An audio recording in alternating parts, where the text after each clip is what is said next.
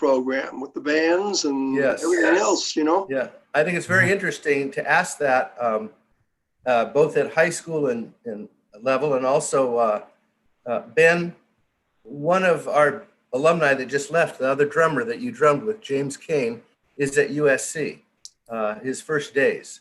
And it's interesting, they're all down there. Yeah, of course, he's in the music program. I told him he needs to look you up so he can audition to be in the marching band, yeah, like you. That's right. Exactly. That's right. I remember you in the marching band. But he was saying in his text to me that USC, they're basically taking all the classes, remote on the computer, and nobody's really assembling. But I don't know how that works yet, because are they in rooms? Are they in dorms? If so, is it one person in a room? How's it happening? And we'll ask Greg. There's Greg. Why don't you, Charlie? Hi, Mo. Hi, good to hear from you, Greg. There was a question by Charlie just now, and okay, we could take a couple minutes and bring everybody up to speed, because the same question keeps coming up, which is, how do you teach music, right, Charlie? How do you teach music over a wire, over the internet? I'm still trying to figure that out. Oh, I thought maybe you had it, but was that your question, Charlie? How are they doing it?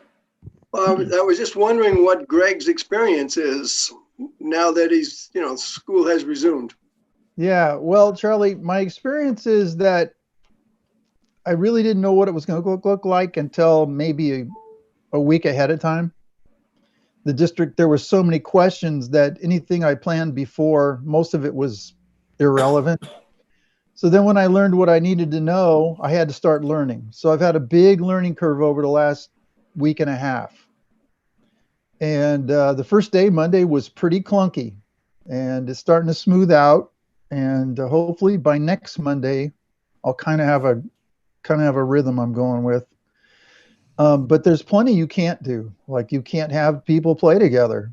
So I'll do things like I've been doing with you guys. I'll play, or I'll have somebody else play while everybody else is muted to play along, and do those kinds of things. Also be teaching more about music theory and music history and musicianship than I normally do in the classroom, which is not necessarily a bad thing, but it will be a little bit more challenging to have buy-in from the students. Yeah, so you do not have any students on campus? That's right. Yeah. As opposed to at college level, there's some private colleges, USC to be exact, and others that they're private and they have students on campus. But what I was trying to find out from James is, what's their MO? Are they bound to stay in the rooms only? I know they can't go to classrooms together. So the question would be, why did you send your kid down to be in a 10 foot by 10 foot room with one other person and on a laptop? So I'd like to know the answer to that. So we'll get to it. And but I know USC is such a great place to go, Ben. You'd want to go there even in the middle of a virus, okay? Yeah. So let me. Yeah, as long as I didn't get sick, USC is great, but with coronavirus, nowhere but home is great right now. So yeah. So let me introduce Ben. We're going to get to Ben like he's the second item on our agenda tonight. Ben Ebert is an amazing drummer. He's actually been a special guest with the band several times in the last few years to play with us for sure at Concert at the Res or Tribute to the Troops. Ben, I think you started drumming with us in the 7th grade when you were at Stanley. What year would that be? Like? 2004, 3? Something like that. Yeah. Okay. Something like that. Early 2000s. Yeah. And one of the most admired musicians that ever hit the Rossmore Band by Frank and myself. And there's a lot of reasons why that was, but we'll introduce a little more of that, Maxfield and I, when we talk a little more about Ben Ebert. But I wanted to welcome you, Ben, as a student associate alumni. That means you're old, and you're coming back and gonna share some words of wisdom in your drum career and where you are with drums, percussion, and music in your life. Okay, we'll be right back to you. And so let's see here. Well, we're doing fine. We're getting some more people. Let me talk about our agenda tonight, and then we can move forward. We're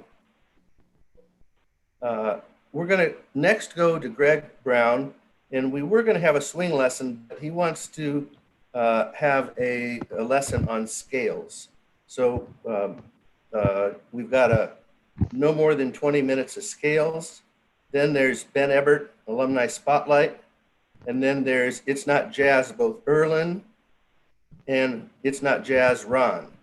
And Ben, so that you know what that is, we always listen to jazz here, but we decided we need to listen to something that's not jazz once in a while. And so people get to bring in their It's Not Jazz favorite piece of music. So we've got a couple tonight. Nice. Yeah. Yeah. And then we'll talk about signing off with what the survey that we sent out means. We sent out a survey, and as Maxfield says, that's all, folks. That's all now, folks.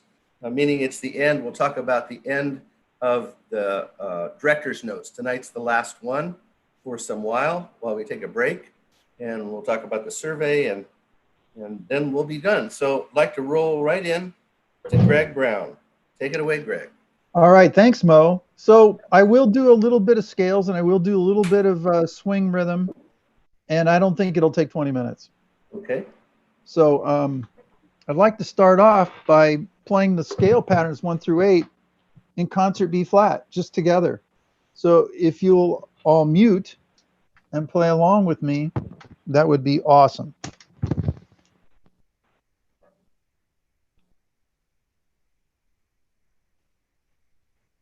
I'm on a new device, so I'm a little bit clunky here.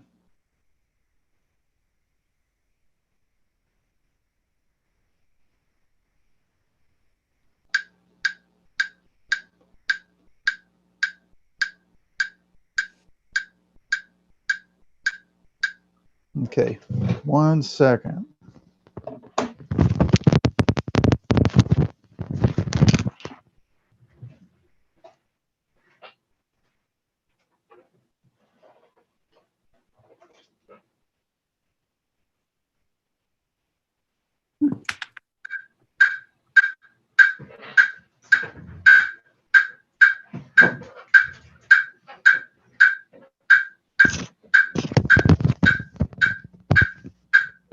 So with a tempo that I count off, it'll sound like this. Okay.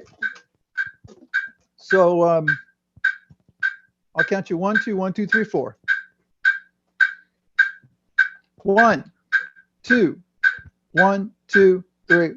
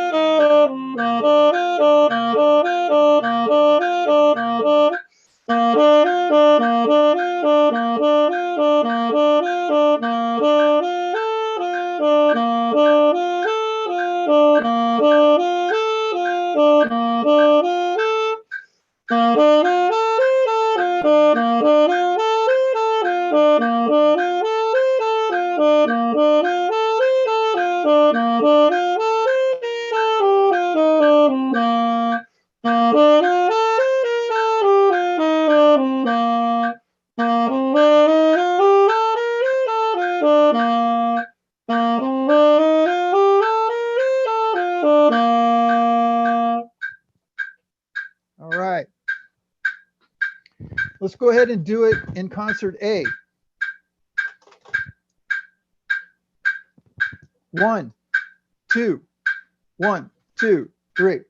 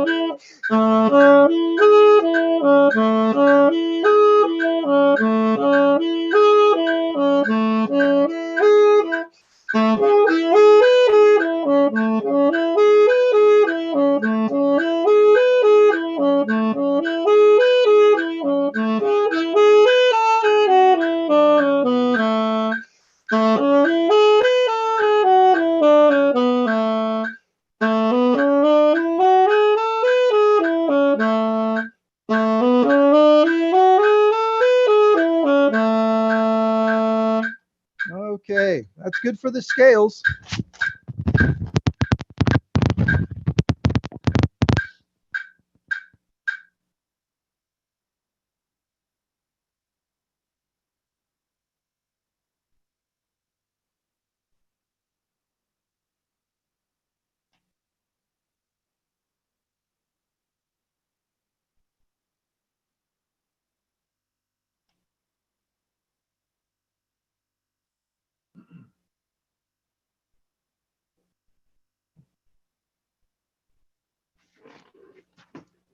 Okay, now if you would look at the rhythm sheet,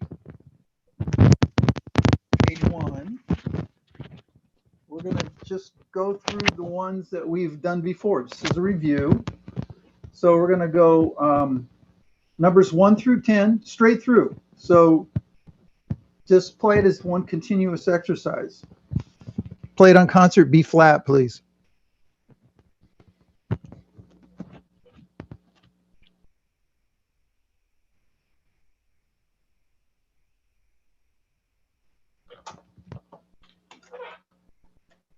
Uh-oh. 1 second, please. Oh.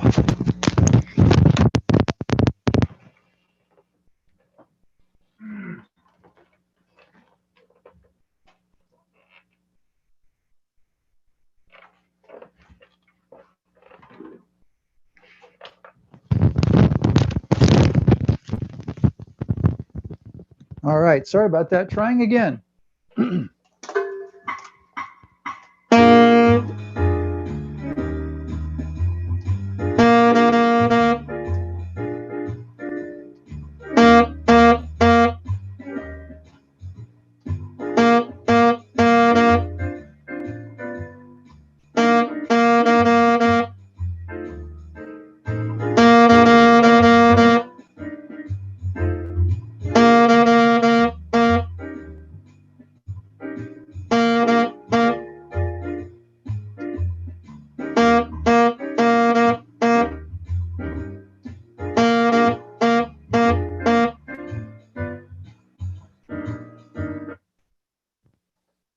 Okay, we're going to do it again.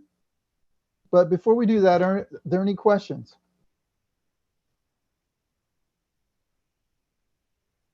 I have a question, Greg. Okay. We didn't talk about 9 and 10 and if do dot do dot. Oh, okay. I thought we had.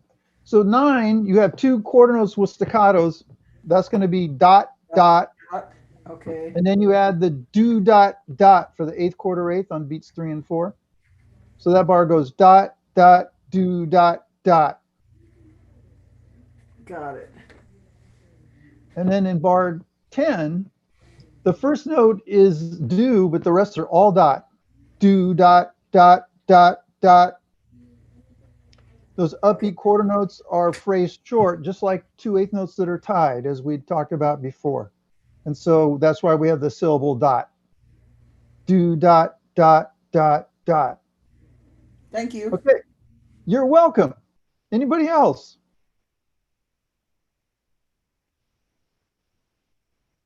Okay, let's do it on concert A. Same thing, 1 through 10. Oh, wrong key. I got to fix this.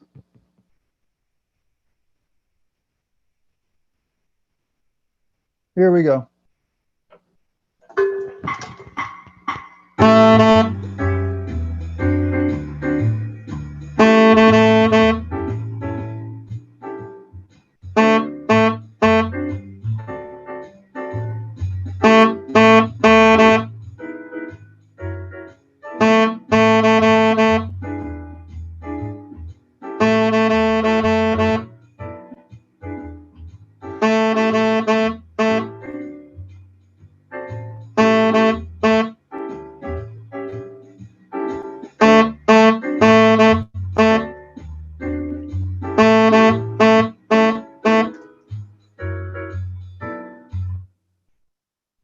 All right.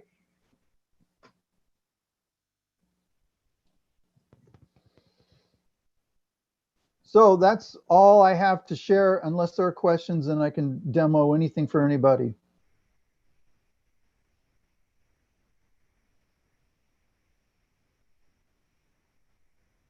All right. So obviously tonight was review.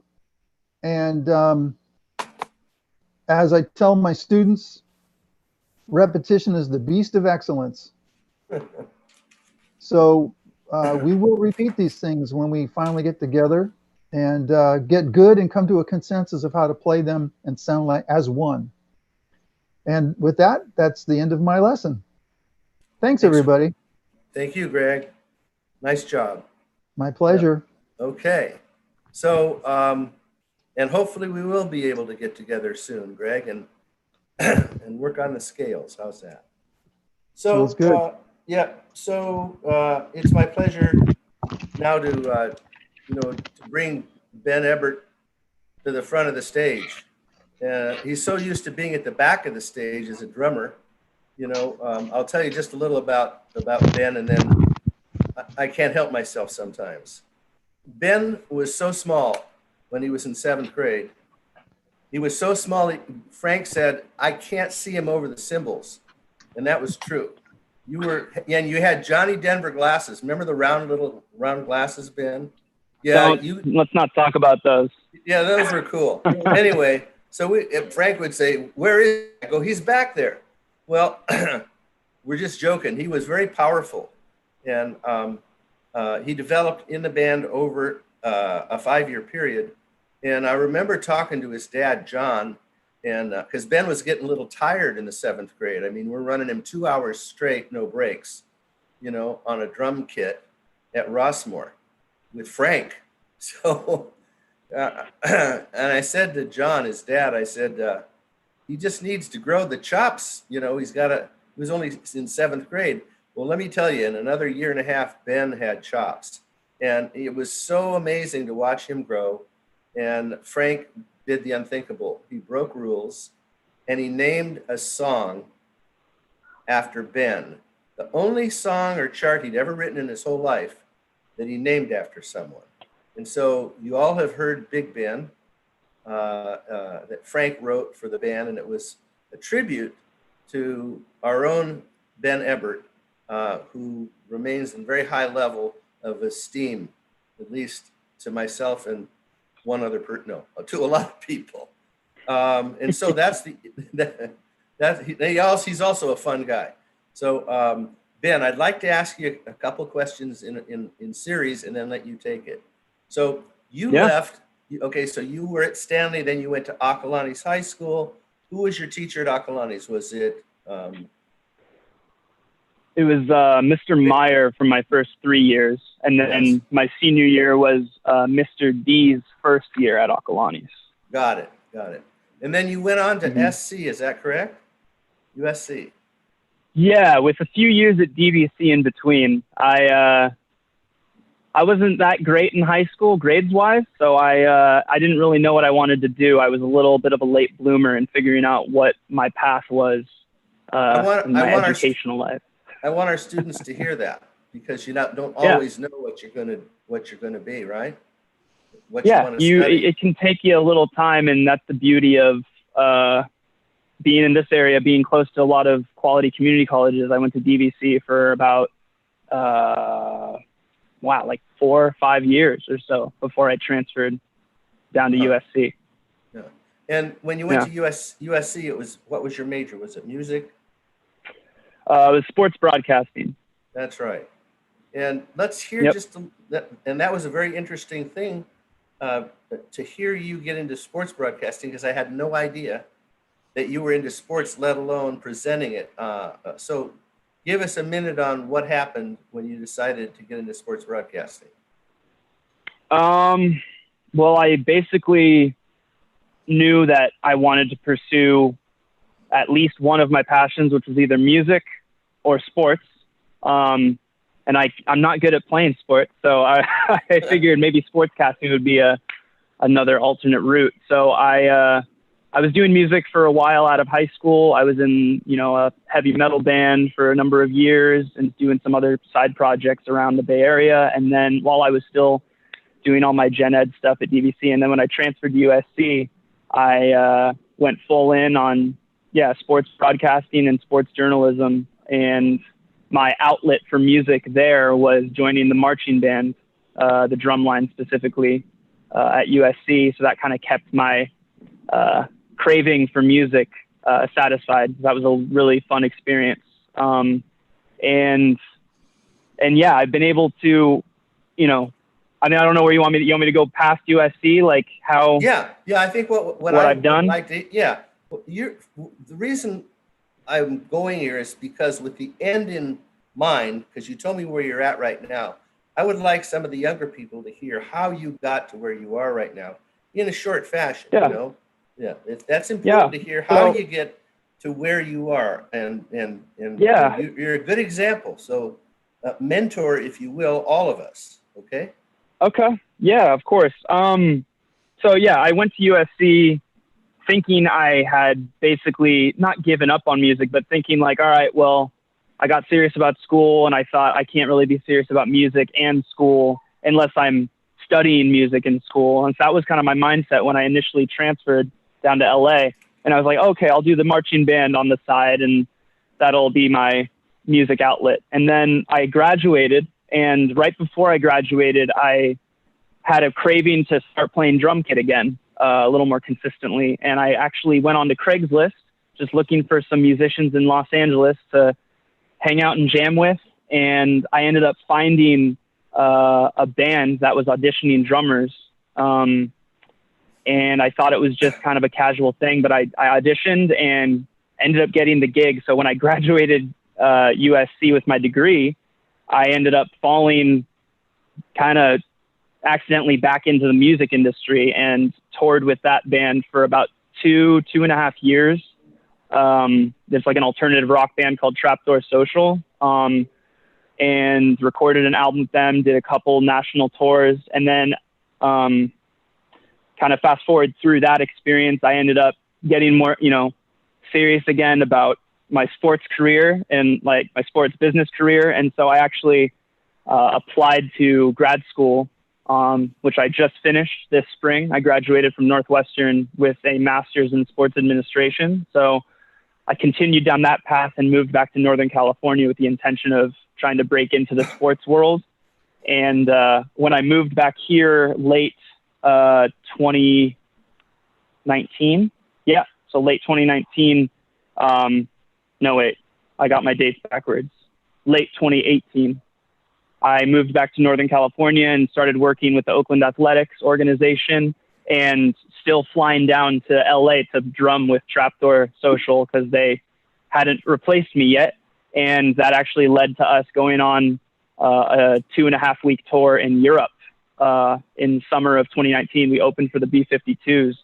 So I've been very fortunate to, be able to kind of walk both of these passions of mine in working in sports and studying, sports business and sports media, while still being able to pursue music as a part-time profession at the same time. It's been a lot of fun, and kind of the learning lesson from that, looking back, is the fact that I was completely wrong in thinking that I had to choose one or the other. You really can pursue whatever it is that you want to do and see it through. If you just stick to it and put in the effort, you can kind of live the best of both worlds, or however many worlds it is that you're trying to live, So that was a lot of fun. And now I'm, graduated with a master's degree, which is really fun, and not drumming with the band in LA anymore. They finally got a new drummer. So I'm doing projects up here in Northern California. I'm with a group called Street Drum Corps. It's like a percussion street drumming team that we have up here in Northern California. They also have teams in Southern California and on the East Coast, but I'm part of the NorCal team. And and working at a sports startup here in the East Bay. So that's kind of where I'm at now, and still drumming every other day at least, which is fun. So that's a good story. I would like to back you up and let you know that I've watched many music majors, if you will, leave to go to school to find out that unless they get teaching credentials, that it's very difficult for them to find a music profession, you know, unless there's some lucky like you, which is to find a band to gig in and get paid. But to hear you say you could walk both at the same time and balance all of that is refreshing, because that oftentimes is the solution. But young people need to find that. Now, I don't know if Greg would agree, because if you're really solid at something you want to do and you're really determined at music, you need to just shuffle it all into music. But as I said, Greg, if you're there, you know, there's many students who they come out of college and they actually need money. And so they have to have the other place to walk. And if they can keep them balanced, could be a good thing. So thanks there. Maxfield, are you there? Yep. Yeah. I'm here. Did we have a cut of something? We do. Yeah. Ben, this will bring back a little memory for you, okay? This is So we just for you. revisited Yeah, Frank's this is- 90th previously, and it's worth revisiting. There's a recognizable face in the trap set back there. And so This is Frank Como's 90th birthday up at Rossmore. Ben, of course, playing Big Ben.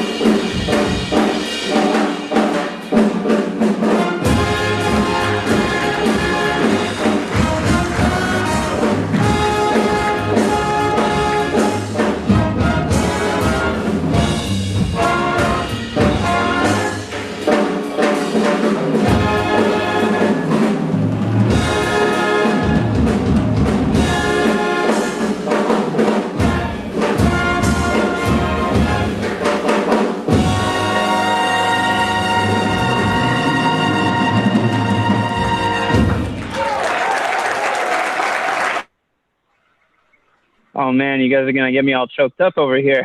Yeah, I hope so. Oh, Those- Yeah, it's so great seeing Frank on video again. I miss him a lot. That's just, thank you for that. That was a lot of, that was nice.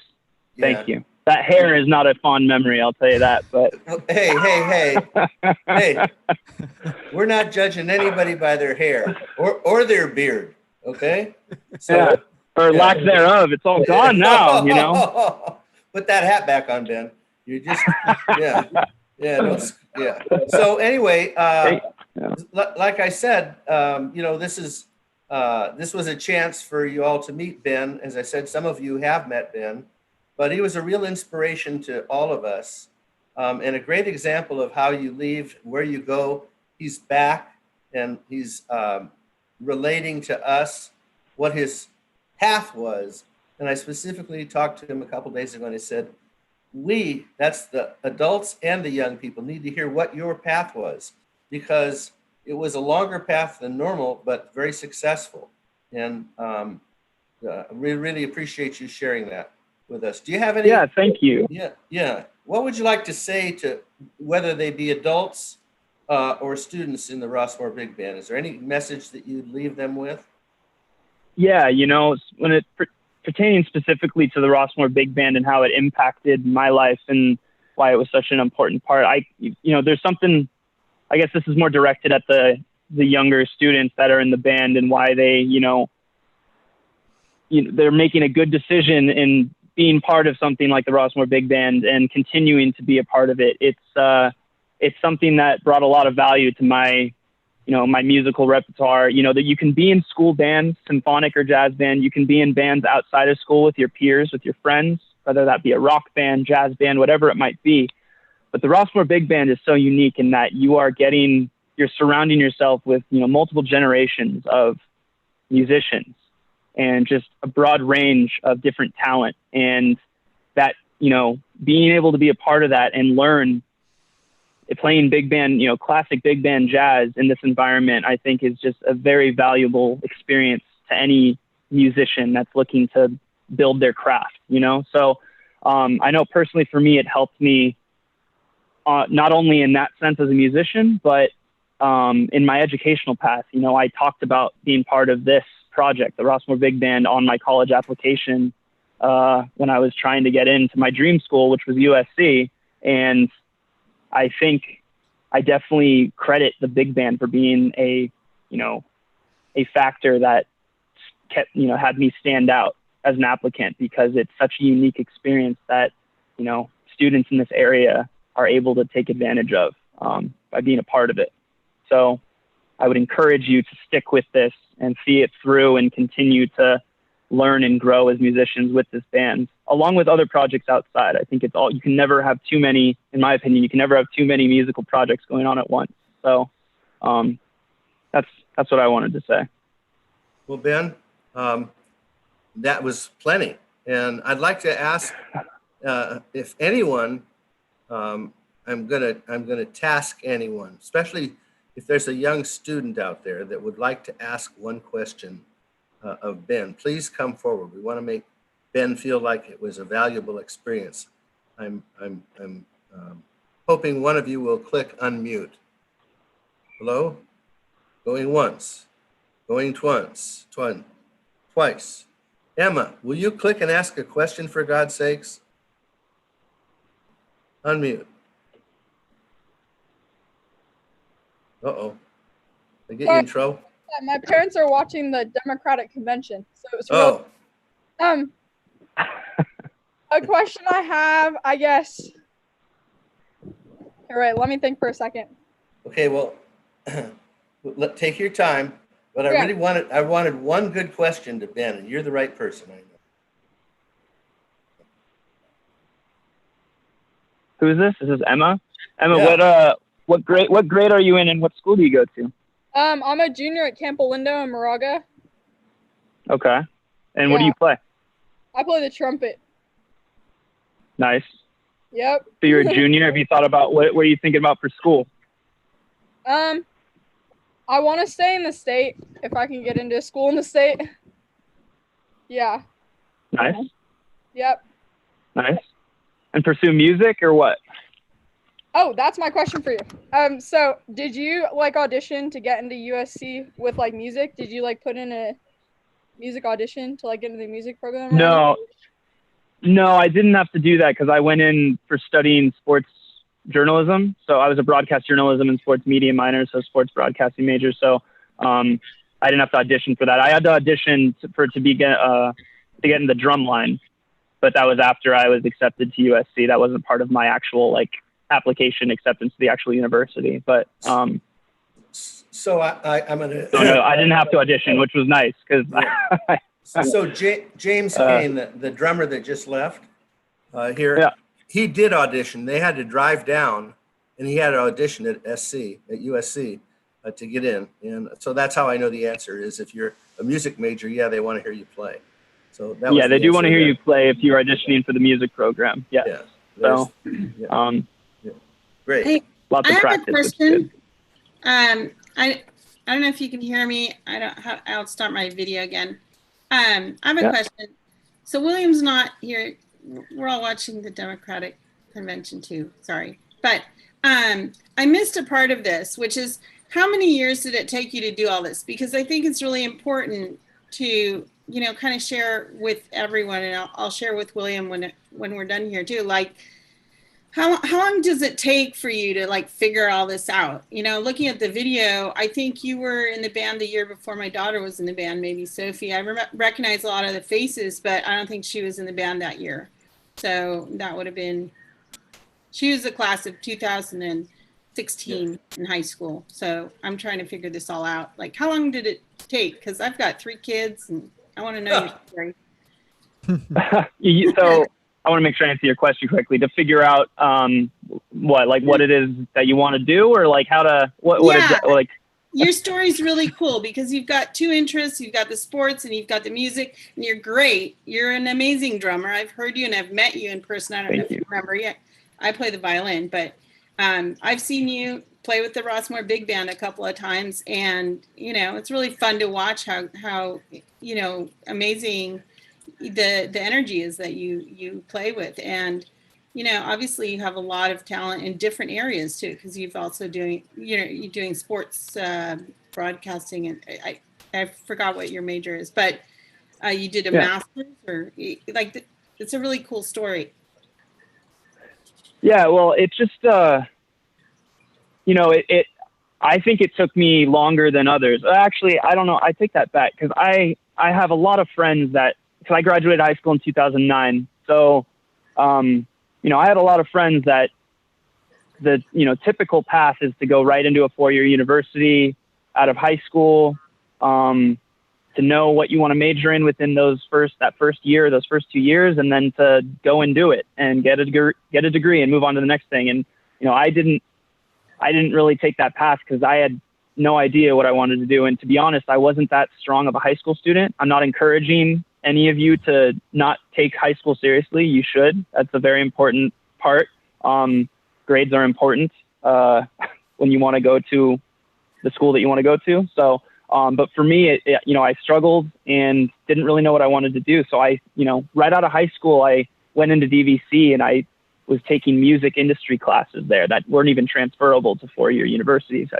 I wanted to do music. That's all I wanted to do. But then over time, a couple of years, I started realizing like, hey, I actually do have an interest in sports business and sports broadcasting. So I kind of added that to my plate and started going to a prestigious very seriously.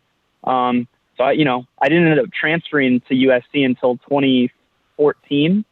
So yeah, it took me handful of years before I was ready to transfer to a 4-year university to pursue what it is that I wanted to study.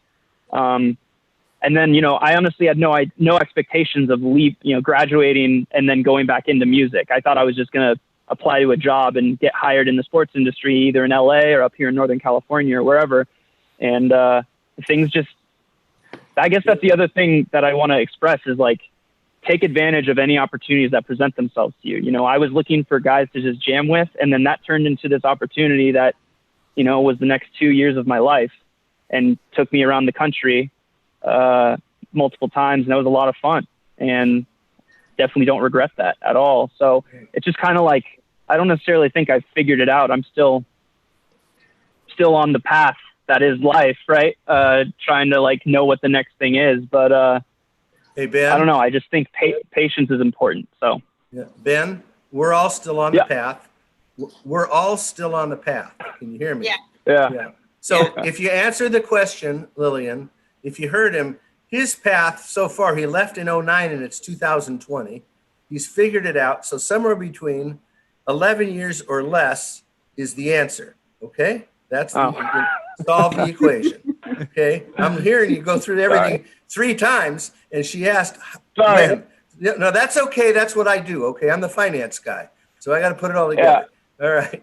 Anyway, I'm going to cut you off, Ben, only because we've got some other stuff, but yeah, I want you to stay as long as you want. We're going to go into a program that's called It's Not Jazz. Hang in here and listen to it if you'd like. And I want to thank you one more time for being with us. If we see you at the end, that would be great. And if not, we understand you have to take off and watch some convention or something on television. So, you know, whatever that is. No, I'll stick around for a little bit longer before I get eaten by mosquitoes out here. But Okay. if I jump off, I'll just say my thank you very much right now for having me. Much appreciated. So. Yes. Okay. And Tommy and Caius, you're on board right now. Is that right? I see you. Our two youngest drummers are dialed in right now. I can't. There's Caius. Just raise your hand. Say hi. Good to see you. Is Tom? I know Tommy was here. There you are. Yeah, Tommy, say hi. There you go. Hi. There's the two newest Rossmore Big Band drummers. Yeah. And meet Ben. He's a force. Okay. Nice to meet you. And maybe someday Nice to meet you guys can jam together in the Rossmore band. Okay. Love to have you. Yeah, we'll do a drum circle. Yeah. There we go. Yeah. Have we ever had a trumpet circle, Greg? I mean, do you ever allow anything like that? Just okay. So, or even clarinet circle. Imagine that. A lot of energy.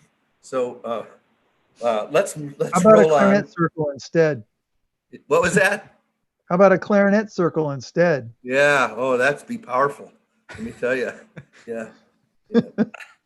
Yeah. Neighbors might have. Circle. Yeah. What was that?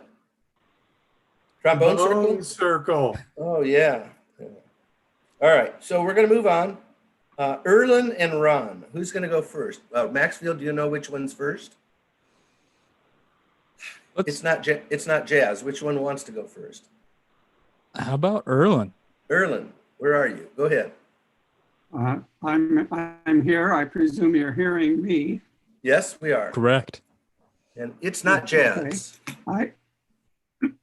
I have I have to observe before we get into the music that a number of us have been following dual paths, and it works great. I mean, I've had a profession. It wasn't music, but I've been doing music for many years, and I'm still doing both. So it's a good way to go. Yep. I can endorse. With respect to the music. Yes. We're all yours. With respect to the music, the first piece is a movement from a composition called Suite from the Montereysian Hills by Morley Calvert. The Montereysian Hills actually are part of the Montereysian Mountains.